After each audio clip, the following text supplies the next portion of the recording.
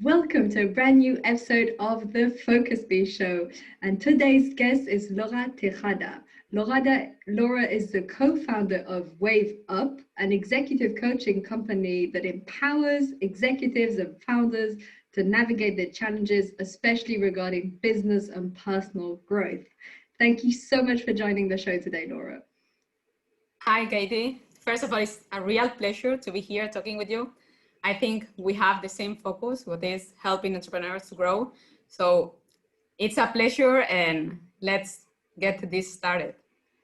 Amazing. Yes, we do have a lot in common. I'm really excited about today's show. It's a bit like talking with the Spanish version of myself.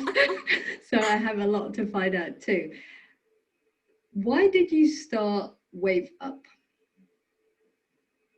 Why? So WaveUp, first of all, started 1 year ago. So it's pretty recent. And it started because I was finishing my master in executive coaching. And I was back then working at an international company. And I had pretty clear that I wanted to be an entrepreneur myself.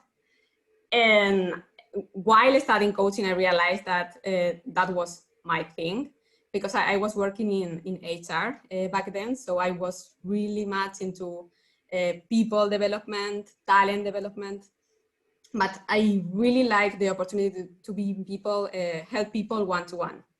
And I had the pleasure to meet my actual co-founder, Albert. And he also wanted to be an entrepreneur himself. So we were thinking, where can we add value to the society in terms of giving executive coaching? And we thought that in Spain, multinationals are using a lot coaching, but startups is a really cool environment that we like and that we have worked in the past, and that it's going pretty fast. And there's really a lot of opportunities for people to focus, stop, slow down, and put themselves also in the center too. So we thought that there was an opportunity there, and we were studying how it's working in other places like United States, and we decided to bring all these new methodologies to Spain, and that's how we started with WaveUp, with a focus in Spain and Latin American countries especially. Amazing. That sounds like such a fun and exciting journey. I also know from what we've briefly discussed that one of your main focus is epigenetics. And to be perfectly frank, I have a vague idea of what this is, but I don't even know. So I'm curious myself, and I'm sure my audience will benefit from knowing, what is epigenetics and how does it contribute to our performance?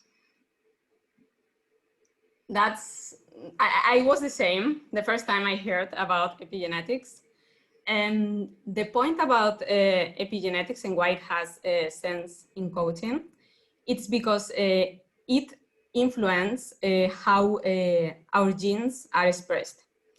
And it's very much focused on lifestyle. And that's one of the main parts of our coaching sessions. We do leadership coaching, but we also do high performance and lifestyle coaching. And we believe that lifestyle is a place where a lot of transformation takes place. And when you really do healthy lifestyle choices, that really has an impact in your potential. So the question a little bit for me was like, how to choose the lifestyle practices that make sense for the person. And that's what brought me to epigenetics. I tell you a little bit how this practice appeared in the first place. The point is that back then, when we mapped the human genome, everyone thought, oh my God, this is like going to the moon. Now we know everything. But what we discovered is that our DNA is mostly identical between everyone. 99% of our genes are the same. So there's like this 1%, which is called the polymorphisms, and that's what makes people different. So on top of that, on the genetics that we have, and we cannot change, this is like the hardware, we have epigenetics, and this is the software. The code, you cannot change it over time. That's what everyone asks, like, how can I change my code? It's the hardware that operates, but epigenetics is the software, and that's where we have control. Everything we do can change gene expression, and that's what epigenetics is. What kind of lifestyle choices you make in order to change your gene expression for the good. DNA in the end is a very super intelligent molecule, and what the role is to thrive, and it's all the time assessing the environment, like how the environment, if it's stressful, if it's not stressful, and then it optimizes the function of the body, whatever it is. So when we eat certain foods, what we call bioactives, when we exercise chronically, for example, we can change half of our genes. When we meditate, we can take like kind of 23 from the 23,000 of the genes. So there's a fantastic deal of variability, and all what we need to do is to do the right thing for that to happen. So that's gonna depend on this 1% that I told you, which is called the polymorphisms. And there's a lot of, it's mainly based on variability, like probability. So there's been a lot of studies in terms of gene expression. And some people, depending on this 1%, how it is, they will be tending to thrive with different lifestyle choices in terms of eating, in terms of exercise, etc. So that gives people the responsibility, once they know, to do what is correct in order to thrive. That's amazing. So you're basically taking all the things that I already believe in very strongly, such as nutrition and maybe sleep and exercise and meditation, and looking at how it impacts the body directly. I've always felt and noticed and measured how these things have impacted the body, but not directly on a genetic gene perspective. So I think this is just fantastic. I love anything that gives sort of hard physical proof of why these things work. So when we look at studies of how the meditation changes the brain, I love this, because all the people that are skeptical to it, they need this sort of logical approach for it to talk to them. So some people just buy into it because they like the idea, or they tried a bit, or they felt it, but other people, they need more convincing. Same with nutrition. I mean, for me, it's just obvious what you eat changes your body, but some people don't really think it'll make that big a difference. I love all of this. I'm wondering, how do you measure the impact it has? So it's all great, this theory and all these great words, polymorphisms. What was the word? Polymorphisms, yeah. Polymorphisms. Sounds great. Sounds like a mathematical term, and I love math. Anyway, I'm sure it is actually polymorphism. Anyway, for a different day. So how do you measure this? How do you measure, for example, someone who's meditating, exercising? Choose the example you prefer. How do you measure the impact it has on your genes? So first of all, where we start is not exactly in what impact it will have in the person, but we analyze these variants through a DNA test. So we have kind of a lifestyle specific template for the person, depending on the genes of the person, what's gonna work for the person. So we can do a bio-specific plan for this person. How we do that is because we have nearly 500 genetic variants, and these have been studied by a lot of genomic association. Like if the person has this variant, that there's a very high deal of probability that this is what it's gonna happen. So this is gonna work better. So in terms of what is measured is what's gonna work for you if you have these genes. The impact that you have once you get your bio-individualized report and you do the practices, first of all, you are gonna feel it in a lot of cases. And that you can talk with the person, because a lot of time, for example, if they are not taking the nutrients that some people are better dealing with high fat diets, other people are better dealing with other kind of diets. So first of all, they are gonna feel it themselves in terms of energy management, in terms of how they feel, in terms of weight, a lot of cases, because a lot of these genes in terms of nutrition have a lot of impact in how we manage what we eat. So some people can manage it really good, and in other systems, it's much slower, or our body, it's just interacting in a different way. So first of all, the person is gonna feel it. And the second thing we do is we work with DEXA scanners. So through that, you can have kind of a radiography of the person about how the person is at the beginning, and then you have a radiography of the person after, let's put, I don't know, 6-8 months. So normally you will see a lot of things changing in the body of the person also. I'm just amazed by this. I'm blown away. I love it. I love every word you say, especially how you relate lifestyle to high performance. I've actually never really mentioned it in my posts or my content, but when I talk about high performance, lifestyle is just a part of it. all the habits, everything you do is definitely a huge section. And it's so funny because it's like we're specialized in the same things, high performance and leadership, but you have this whole other sort of secret weapon that I've never used. And then I'm just thinking, well, this is great. And another thing that I'm wondering here, because I'm fascinated by all of this, I think there's so much to uncover. I'm wondering, can you give us an example of a specific gene and its correlation in something that would suit that person? Because right now it's still very abstract. So could you say, for example, if we see that a person has this, it means they need this type of nutrition or this type of exercise? I'm just curious to have a sort of more practical example. The names of the genes are quite complex. So all the time when we do the interpretation, as you can understand, we are using the interpretation guide. And there's some very known genes which are very much related to obesity, for example. So there's a big family called ApoE, and there's different variants. So depending on which variant you have, the person has a lot of possibilities to be tending to obesity. So for example, in this case, there's some kind of diets. You always have, the point is that you cannot just take a look to one gene.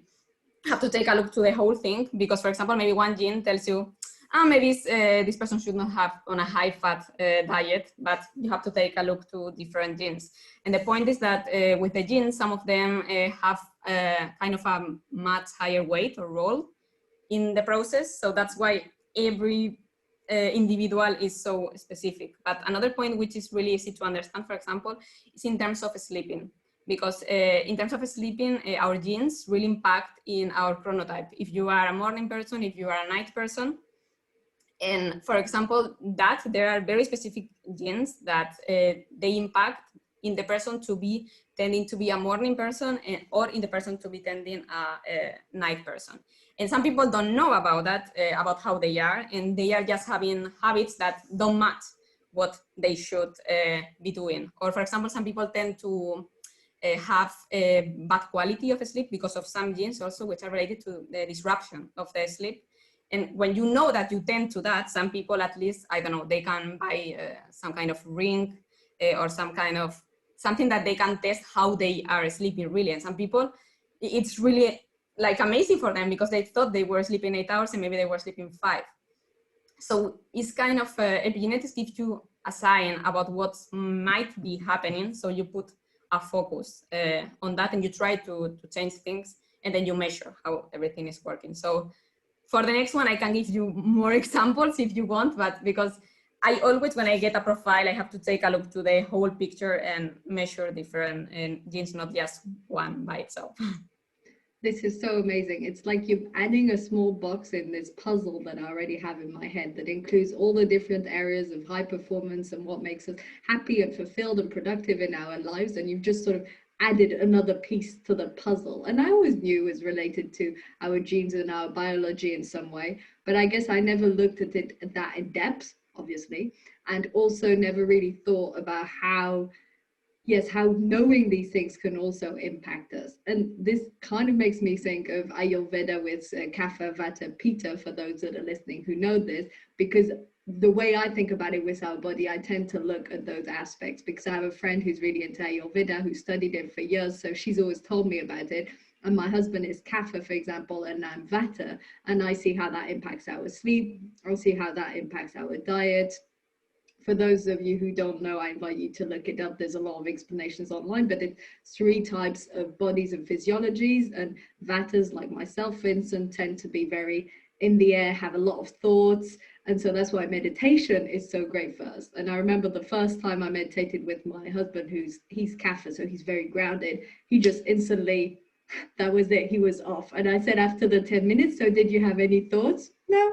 And that was his first meditation. And me, after 6 months or 1 year of meditating, still had lots of little thoughts popping in. So this is just an example of Vata and Kapha, but I'm thinking this is another sort of proof of how our physiology is different and how it affects our performance and our lifestyle.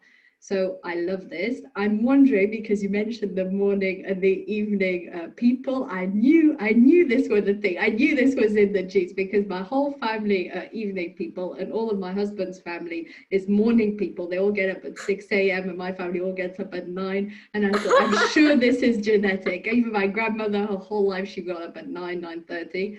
And so I'm constantly striving to get up earlier. I aim around 7:30, but I've always felt it's like goes against my metabolism. So I'm wondering, Absolutely.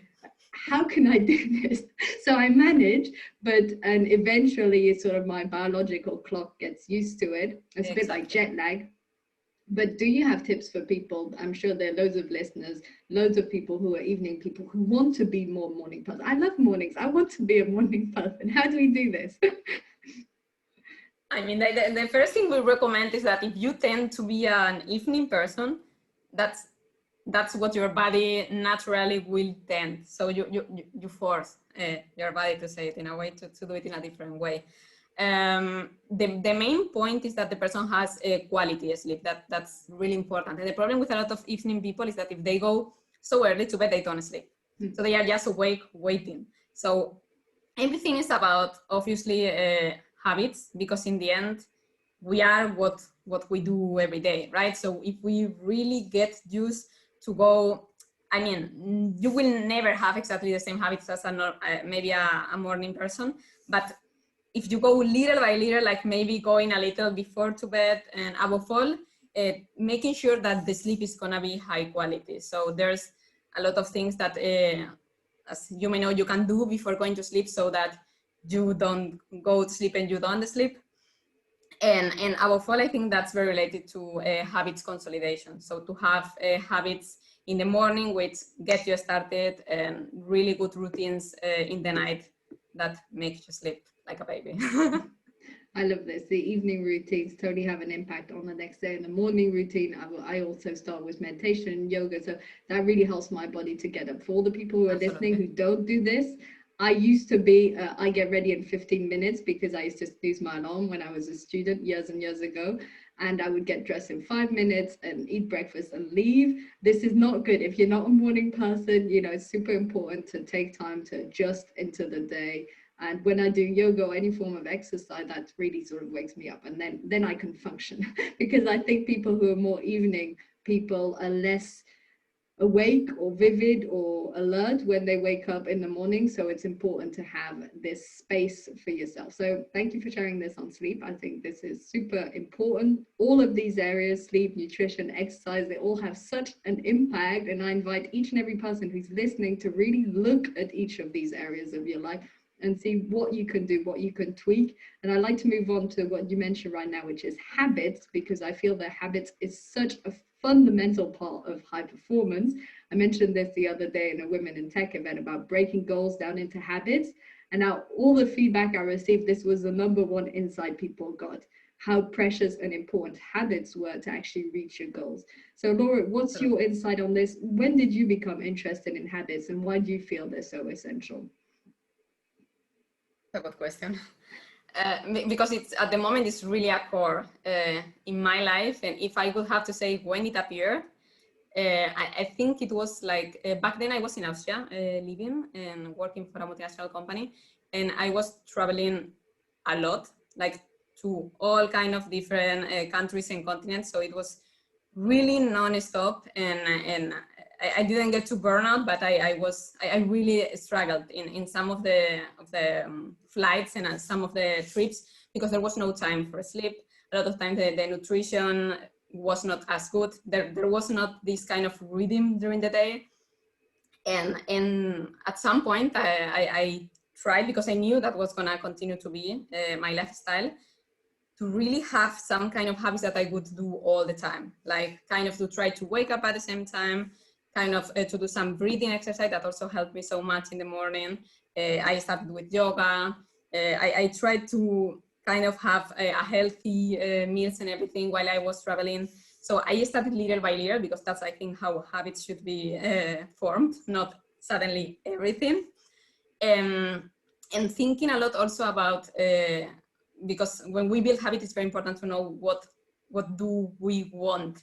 I mean, like you're always trying to get something nice out of it, so you will repeat it.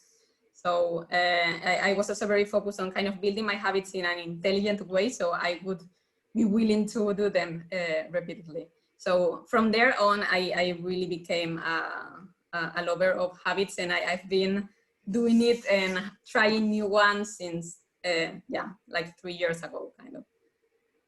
It's amazing. I'm going through a phase where I'm rediscovering these habits in a way that I think one of the main things, and maybe you've seen this with your clients, is I know this has happened for me and some of my clients in the past, is trying to implement too many habits at once.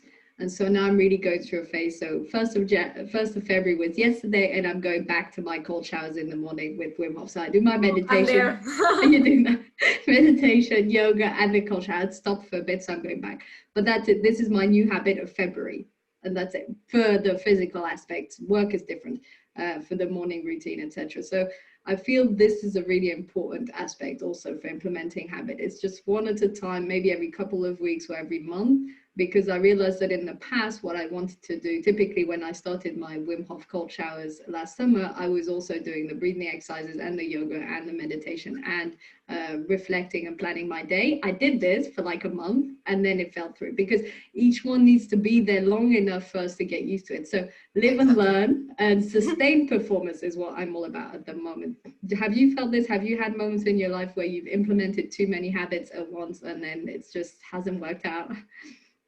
Yeah. And now I'm also living with my boyfriend. So I thought that would be so nice to have habits in common, you know?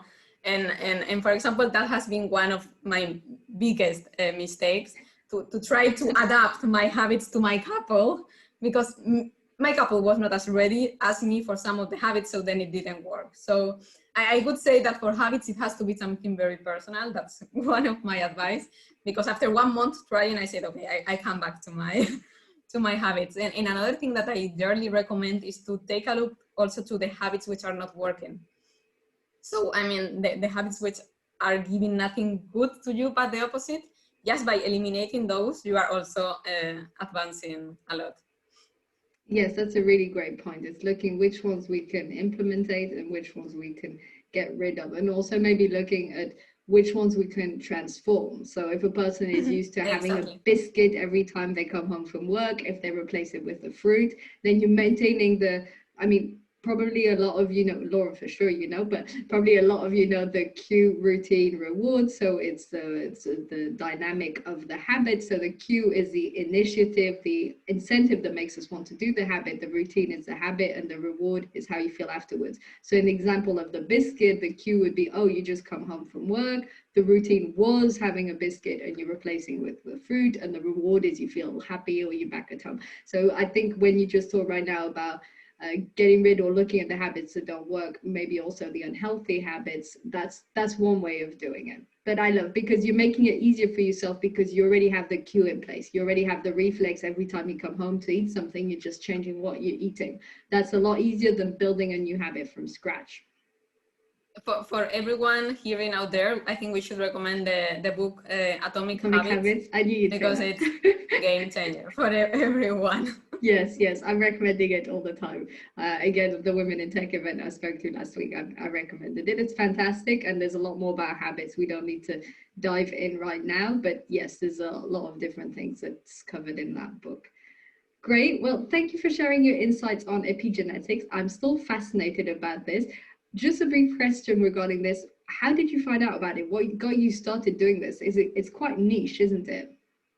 It's very much neat. And actually, when I was in Austria, people were quite more open, above all executives, to try it out. Now that I came to Spain to open this new business for startups, it's going slowly, because for me, it's kind of a second step. First, the person has to have in place, as you say, nutrition, sleep, environment, athletic performance, everything has to be in place, and then go there. Because if people don't even take that serious, they are not going to go to the second step. So I'm still little by little in order to implement that here also.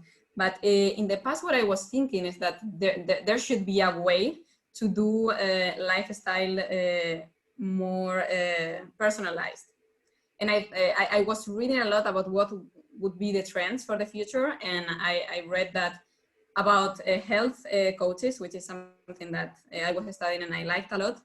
It was one of the main trends, personalization, and above all, the part of genetic. And I was reading, and I found that there's one company called Aperon Academy. They are also a medical center. And I was reading about the CEO, the director, and that was extremely interesting. Like, he was putting a lot of focus in going from a disease model, which is very much based how we are doing at the moment, to more of a high performance model, to look at people not just as an input output like a plane, but more of a complex systems, because everything you do in a person has an impact in so many things. So after hearing him, I researched about the training that they are doing, and that's how I got started. Amazing. I love all of this, and thank you so much for sharing your insight on today's show. I feel we could talk forever. We're probably going to do another episode regarding this in Spanish at some point. I probably won't be putting it on podcast, but I'll link it in the show notes when we've done this podcast in Absolutely. Spanish. Thank you so much for all your insight, Laura. It was fantastic to have you on the show. I really appreciate it. And yes, thank you so much. Thanks to you, Kate. It was a pleasure, and we definitely keep in touch. Thank you. Bye.